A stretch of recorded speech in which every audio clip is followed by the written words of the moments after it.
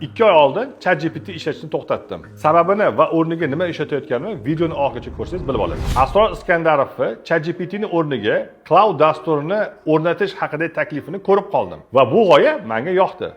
O'rnatib, uni ishlatishni boshladim. ChatGPT sizdan faqatgina savol-javob qilsa, Clouddan siz quyidagilarni qila olasiz. Masalan, siz o'zingiz uchun bitta landing page yaratishingiz mumkin.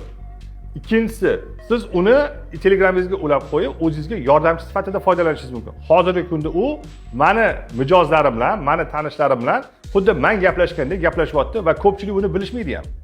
Uchinchisi, u sizni doimiy qiladigan hisobotlaringiz, qiladigan analizlaringizni o'zi qilib berib, xoh Excelda, xoh Notionda yoki boshqa dasturlarda qilib berishi mumkin. Hattoki uni ichida Chrome rasheniyasi bilan kompyuteringizga ulanib, uzoqdan masofada boshqarishingiz ham mumkin. Maslahatim, siz ham Cloudni o'rnatib, ilojisi bo'lsa tekin versiyasini emas, kamida $20 versiyasini ishlatib ko'ring. Sababiki, yaqin orada hamma Cloud kodga o'tib yoki Cloud orqali ishini qilayotganda siz orqada qolib ketishingiz mumkin. Ma'lumotlar foydali bo'lgan bo'lsa, videoga like bosish esingizdan chiqmasin.